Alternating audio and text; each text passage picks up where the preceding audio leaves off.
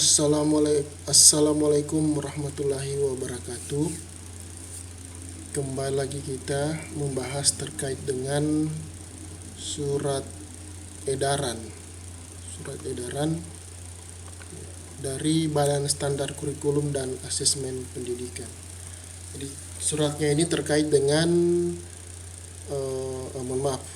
yang satunya ini pelaksanaan Asesmen Nasional tahun 2021 susulan.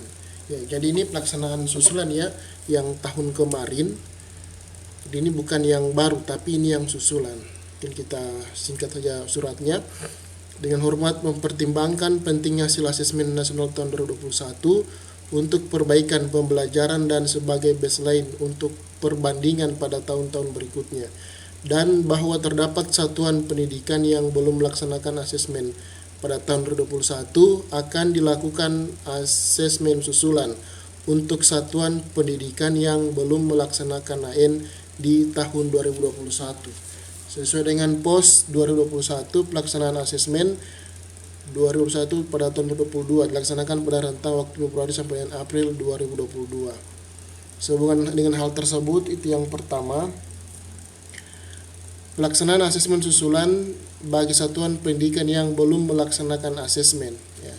Mungkin sedikit saya jelaskan bahwa yang dimaksud surat ini adalah setelah saya membuka di web ANBK-nya, rekan-rekan silakan untuk sekolah yang masuk jadwal susulan ya silakan masuk di website ANBK Kemendikbud ya, sama seperti pada saat ujian ANBK tahun kemarin. Jadi kita loginnya ke sini sesuai dengan surat yang disampaikan oleh Kemendikbud dalam arti Badan Standar Kurikulum.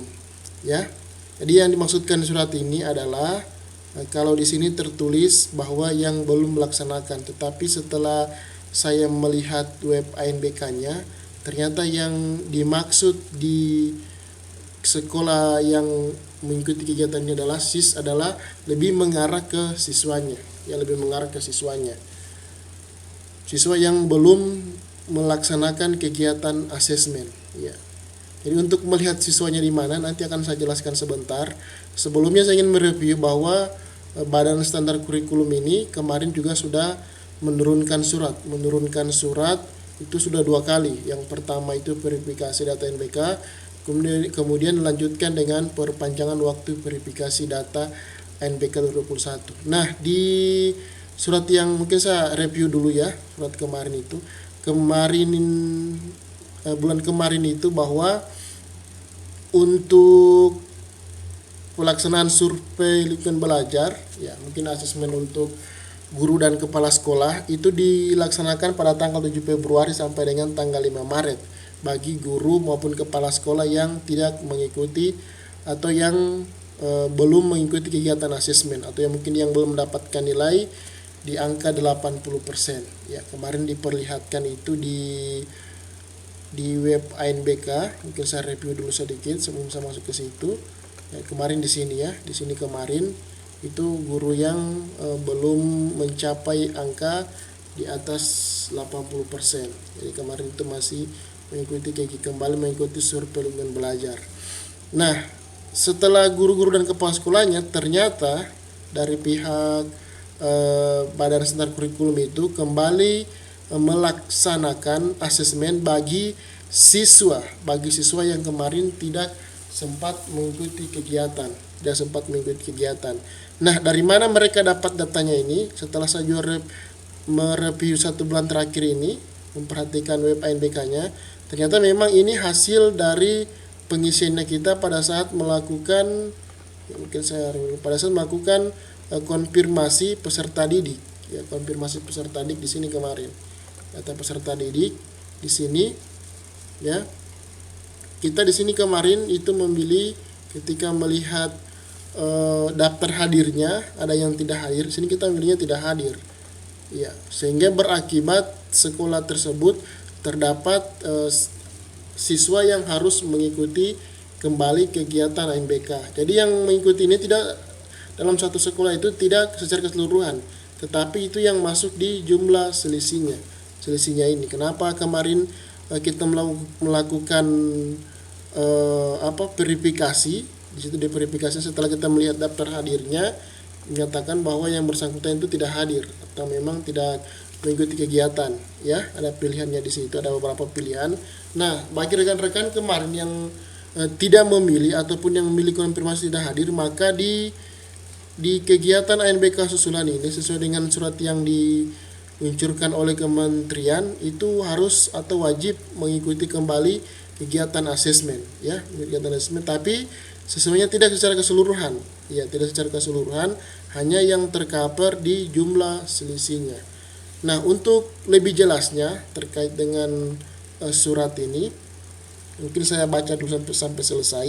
Kemudian yang di poin 2-nya ini, untuk satuan pendidikan yang akan mengikuti AN susulan diwajibkan untuk memilih mode pelaksanaan dan mengatur sesi pada tanggal 4 sampai dengan 10 Maret, ya. Ini memang sangat mepet sekali waktu yang diberikan kepada kita. Kemudian satuan pendidikan yang tidak memilih mode pelaksanaan dianggap mengundurkan diri. Jadi untuk sekolah yang yang masuk kategori ujian susulan, ketika tidak melaksanakan ujian susulan ini, maka oleh Badan Standar Kurikulum selaku tim dari pusat atau panitia pusat itu menganggap sekolah tersebut mengundurkan diri sebagai peserta AN susulan, ya. Kemudian prosedurnya itu masih menggunakan pos dan juknis tahun kemarin, tidak ada perubahan karena ini merupakan susulan. Kemudian jadwal gladi bersih pelaksanaan IBK terlampir. Ya, ini jadwalnya, jadwal sinkronisasi untuk yang moda semi online, kemudian gladi bersih, kemudian sinkronisasi, kemudian pelaksanaan susulan. Nah, jadwal ini sewaktu-waktu juga bisa berubah. Dan yang pada intinya kita terus memantau di sini, ya, memantau di dashboard dari websitenya kita, website masing-masing sekolah atau di akun masing-masing sekolah, ya. Itu diperhatikan di sini. Mungkin saja ada pergeseran atau apa. Jadi kita juga jangan selanjutnya berpatokan surat ini, ya. Ini surat dari kementerian, tapi kita harus wajib memantau di dashboardnya, karena sewaktu-waktu informasi dari kementerian itu sering kali juga muncul di sini untuk informasi terbarunya. Tapi pada intinya kita patuhi saja apa yang ada di sini. Ketika menggunakan semi online, berarti ini jadwal yang harus kita ikuti. Kemudian tanggal 16 gladi bersih, kemudian tanggal 19 sinkronisasi semi online, kemudian tanggal 21 sampai 24 pelaksanaan AN susulan, ya. Nah, untuk pemilihan modenya mungkin satu-satu saya akan bahas. Itu yang pertama, untuk pemilihan moda dan sesinya itu kita login saja di akun masing-masing pada web ANBK. Kemudian loginnya itu kita langsung ditampilkan halaman dashboardnya. Kemudian di mana posisinya kita untuk melaksanakan penjadwalan ulang. Jadi untuk penjadwalan ulangnya kita masuk di menu ini, penjadwalan ulang, ya, penjadwalan ulang. Silakan diklik saja. Nah, itu akan berubah model tampilannya. Jadi sini jangan panik karena kita untuk kegiatan ini fokus di penjadwalan ulang. Nah, di penjadwalan ulang ini silakan rekan-rekan mengatur komputer proktornya. Kalau ingin menambah silakan, ingin mengedit silakan, ya. Ya, silakan. Untuk mengatur ruangannya, ya, silakan. Passwordnya memang belum ada karena belum dikirimkan oleh kementerian. Mungkin H-3 atau H-2 atau pada saat gladi itu sudah ada passwordnya. Kemudian yang selanjutnya ada pengaturan sesi, silakan diatur sesinya. Kemudian di situ ada cek kelengkapan datanya, ya. Kemudian ada kartu loginnya. Ya, ini sama seperti pada saat kegiatan asesmen kemarin, tidak ada perubahan. Hanya saja kita wajib melaksanakan penjadwalan ulang, ya, ulang baik dari komputer proktor, pengaturan sesi, ya. Mungkin saya tampilkan, ya, ini pengaturan sesinya, gelombangnya. Silakan kalau ingin mengatur kembali, ya, silakan. Ini sudah teratur sudah diatur, ya. Silakan sudah teratur memang. Kalau ingin merubahnya, ya, silakan. Ya, ini bisa diedit, silakan disesuaikan dengan keinginan masing-masing sekolah. Kemudian jangan lupa pada saat pelaksanaannya juga ada di sini kartu loginnya. Ini sudah tersedia ya. Sisi 1, mungkin saya coba tes cetak. Ya. Kemudian ada berita acaranya, jangan lupa ya. Jadi pada intinya proses pelaksanaannya ini sama seperti pelaksanaan asesmen kemarin ya.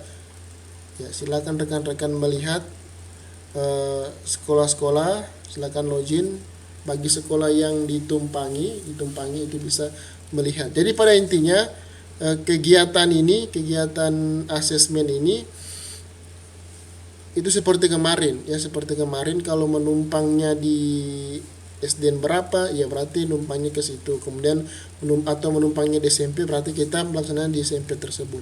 Sisa rekan-rekan silakan melakukan koordinasi ke sekolah yang ditumpangi, koordinasikan baik perangkat IT-nya, kemudian kesiapan ruangannya, kemudian kesiapan mungkin pulsa datanya dan lain sebagainya. Mungkin terima kasih, itu sekian informasi dari saya. Silakan rekan-rekan